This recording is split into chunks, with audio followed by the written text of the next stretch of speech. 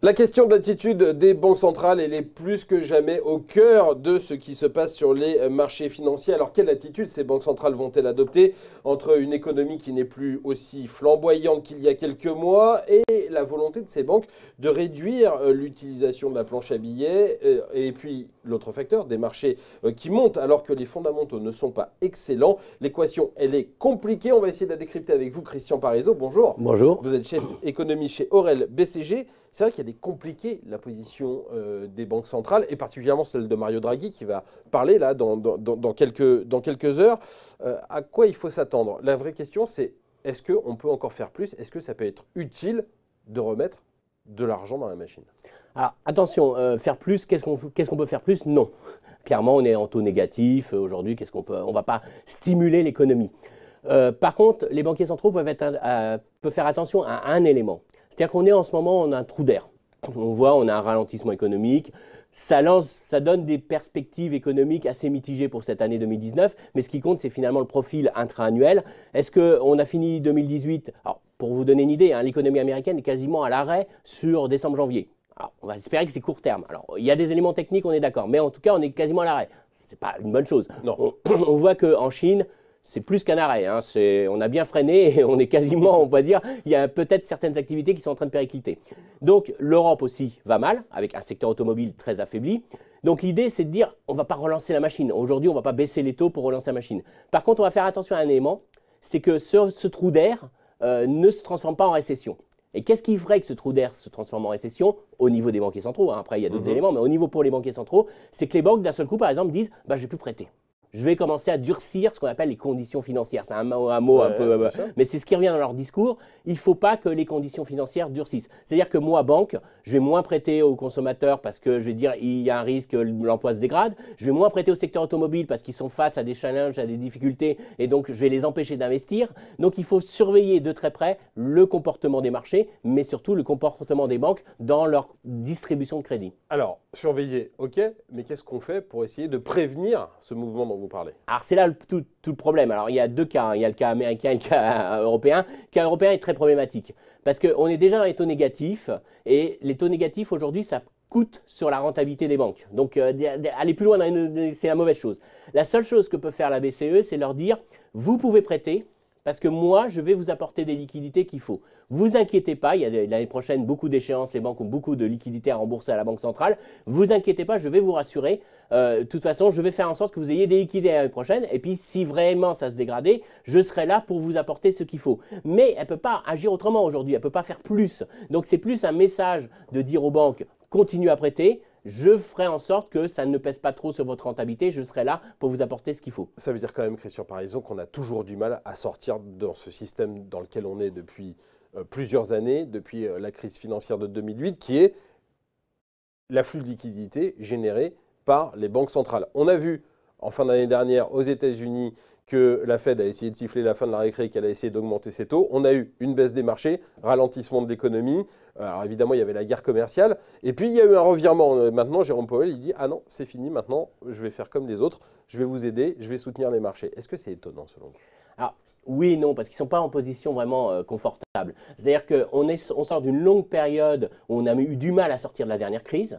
On n'a pas normalisé politique monétaire totalement. Alors la Fed est un petit peu plus en avance que la BCE, mais la BCE, elle est encore très très loin, on va dire, d'avoir tout revenu à la normale. Et puis face à ça, s'il y a un choc, alors là c'est le cas classique, guerre commerciale, c'est un choc économique, c'est pas quelque chose qui est normal, on va dire, c'est pas l'inflation qui revient, c'est pas des tensions. C'est un événement qui se produit. S'il y a un choc, ils sont très désarmés aujourd'hui parce qu'ils sont pas revenus à la normale. Et le gros problème, c'est qu'ils étaient en train d'essayer de revenir à la normale. La Fed avait quand même pas mal progressé et elle s'est aperçue que finalement, elle n'a pas été suffisamment loin, elle n'a pas suffisamment de marge. Donc aujourd'hui, ils sont quand même dans une position assez délicate. Et puis face à ça, ils ont un vrai problème de fond, c'est que l'économie ne réagit plus comme avant. C'est-à-dire qu'aujourd'hui, il y a un vrai débat au sein de la Fed pour dire est-ce qu'un jour l'inflation va revenir, tout bêtement. C'est-à-dire qu'il y a des gens, vous savez, il y a des petites discussions au sein du FOMC pour savoir quelle est la signification du mot patience. Est-ce que c'est je suis patient en attendant que la croissance revienne et peut-être je remonterai les taux, ou est-ce que je suis patient en attendant qu'un jour l'inflation revienne? Et dans ce cas-là, la croissance pourrait revenir, mais je ne bougerai pas les taux parce que j'attendrai que l'inflation revienne. Donc on voit qu'ils ne sont même pas certains que l'inflation va revenir. Donc ils ont déjà un problème sur leurs objectifs. Et puis derrière, ils n'ont pas énormément énormément de marge en cas de véritablement de choc économique, puisqu'on ne peut pas baisser drastiquement les taux, on ne peut pas relancer la machine. Alors aux États-Unis, en plus, ils ont un énorme problème, c'est que M. Trump a creusé le déficit budgétaire, donc on ne pourra pas faire une relance budgétaire comme par le passé. Donc tout reviendra dans les mains de la Fed. Et puis du côté de l'Européen, on voit aussi que les ajustements budgétaires sont quand même assez limités aussi. Est-ce que c'est ça qui explique, est-ce qu'en tout cas, les marchés ont pris tout ça en compte, tout ce que vous racontez, ils ont inscrit tout ça dans les cours et c'est ce qui explique que, eh bien, depuis le début de l'année, on gagne entre 10 et 15% sur les principaux indices mondiaux. Alors, moi, je pense qu'on est sur deux choses. D'une part, on a les marchés qui font un pari très fort, qui peut être vrai, hein, qui peut se vérifier, je n'ai pas le problème là-dessus, mais qui est de dire que c'est un simple trou d'air. Donc il suffit que M. Trump fasse une partie de golf avec M. Xi Jinping, qu'ils se mettent d'accord, qu'ils aillent signer le contrat le petit contrat commercial, tout va très bien et l'économie mondiale va repartir. Donc pour vous, la guerre commerciale, c'est une vraie hypothèque sur les marchés. Pour les marchés, c'était une vraie hypothèque voilà, et ils espèrent qu'elle va être levée. C'est-à-dire qu'ils n'y croyaient pas au début, et puis il y a eu quand même quelques entreprises, des Apple et tout ça, qui ont quand même commencé à dire oui, non, il y a un vrai problème, ça pèse sur notre rentabilité. Le marché chinois, c'est un marché d'avenir, c'est un marché de croissance pour nous, et donc on s'est aperçu que finalement c'était un vrai choc. Je vous donne juste un exemple. Les exportations américaines vers la Chine, c'est moins 40%. Alors, il y a eu l'effet que la Chine arrête d'acheter des produits agricoles américains, mais on voit qu'il y a quand même un vrai choc sur ces exportations, creusement du déficit commercial Chine-États-Unis. Donc, on voit que ça ne marche pas, ce que fait M. Trump, et qu'il faut surtout sortir par le haut de cette affaire. Donc, les marchés sont très focalisés sur cette idée de dire il suffit de signer cet accord commercial, ça va repartir. Ce qui n'est pas évident.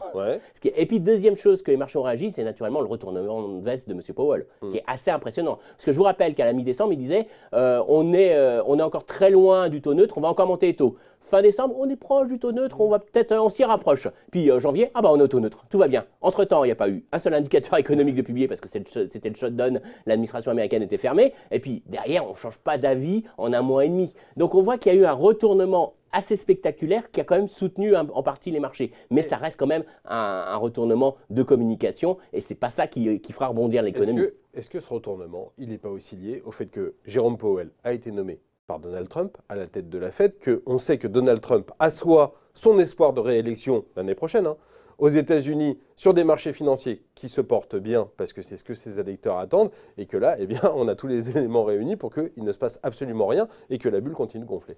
Je ne suis pas convaincu là-dessus. Je pense que ce qui leur fait vraiment peur à tous ces banquiers centraux, à mon avis, c'est un rapport de l'OCDE qui vient d'être publié il y a une semaine, qui montre qu'il y a un endettement privé des entreprises qui a beaucoup augmenté depuis la dernière crise. Alors c'est bien, parce que c'était le volonté. On relance la croissance par de l'endettement. Mais on s'aperçoit que dans les 3 prochaines années, il y a vraiment énormément de refinancement à faire. Et le pire des scénarios, et si vous voulez vraiment refaire une crise à la crise des subprimes, on refait le même scénario, si vous voulez vous refaire une crise, ça serait des entreprises qui voudraient refinancer leurs dettes aujourd'hui ou qui n'y arrivent pas ou à des taux beaucoup plus élevés. Donc moi, je réemprunte à peut-être 100 points de base, 200 points de base plus élevés. Du coup, je coupe mes investissements et je fais un maximum d'efforts pour rembourser ma dette. Donc ça, c'est vraiment très récessionniste. Et leur principale peur aujourd'hui, je pense, c'est que ce ralentissement économique se transforme en récession parce qu'à ce moment-là, on a une réaction des marchés, on a des banques qui prêtent plus, des marchés financiers qui prêtent, mais avec des niveaux de taux d'intérêt beaucoup plus élevés. Et là, on aurait cette transformation d'un simple trou d'air à un risque de récession. Et je pense qu'ils payent un peu, ils payent quelque part cette relance qui a été une relance à crédit et qui finalement se retrouve aujourd'hui avec des acteurs financiers très endettés, des acteurs privés, on parle toujours de l'endettement public, mais là, c'est vraiment les entreprises qui sont aujourd'hui très endettées et qu'il faut faciliter ce mur de refinancement sur les 3 prochaines années. Ça veut dire qu'ils nous envoient un message très fort quand même les banquiers centraux, c'est que les taux vont rester bas. Si vous ne prenez pas de risque, vous n'aurez pas de rémunération. C'est en gros, c'est ce qu'ils nous garantissent sur les 3 prochaines années parce qu'il faut vraiment faciliter ce refinancement pour gagner du temps et pour permettre, éviter finalement un risque de décrochage de l'économie mondiale. Ça veut dire aussi, Christian Parizeau, qu'il y a peut-être une chance qu'on ne revienne jamais à la situation antérieure, qui était une situation que quand il y avait une bulle qui se créait sur les marchés, les banquiers centraux sifflaient la fin de la récré, et que ces banquiers centraux, parce qu'ils ont injecté des centaines, des milliers de milliards de dollars dans l'économie, ils ont mis l'économie avec une seringue et qu'ils n'arrivent pas à la débrancher, qu'ils ne savent pas comment la débrancher, et qu'on risque de rester comme ça pendant on ne sait pas combien de temps. Mais est-ce qu'ils ont réussi une fois C'est-à-dire, je vous rappelle, crise asiatique, on a injecté des liquidités, on ne les a pas vraiment reprises. Crise bulle sur les technologies, on a injecté des liquidités, on ne les a pas vraiment repris.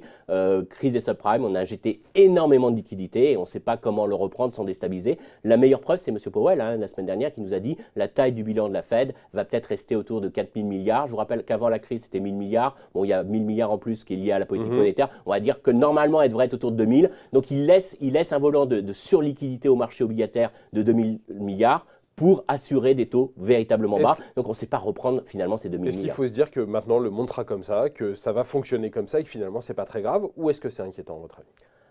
C'est inquiétant parce que le vrai problème, c'est comment on fait de la croissance sans faire de la dette au niveau des États ou des entreprises. Et c'est ça qui est finalement peut-être pas résolu aujourd'hui, c'est comment on fait de la croissance. On a relancé la machine par de l'endettement, mais parce qu'on sortait d'une crise de surendettement et on n'a toujours pas réglé ce problème. Comment on fait de la croissance économique, sachant qu'il ne faut pas oublier qu'il y a un élément de fond, c'est que la croissance, c'est le nombre de personnes qui travaillent et leur productivité, qu'aujourd'hui, le nombre de personnes qui travaillent dans les pays développés va diminuer parce qu'on est dans des populations qui vieillissent. Et donc, finalement, nos seuls leviers, c'est de la productivité, des gains de productivité. Et on s'aperçoit, alors, je ne vais pas rentrer sur le débat parce qu'on peut faire une autre émission, c'est que la productivité, elle ne s'améliore pas énormément malgré toutes les nouvelles technologies. Et ça, c'est un grand mystère aussi pour les économistes et les banquiers centraux. Pourquoi la productivité du travail n'augmente pas plus? Voilà, on est parti de la migraine des banquiers centraux qui risque de durer encore longtemps, à la migraine des économistes. J'espère que vous allez réussir à la soigner. En tout cas, vous reviendrez nous parler de tout cela très prochainement dans Ecorama. Merci beaucoup, Christian Parizeau, d'avoir été avec nous aujourd'hui.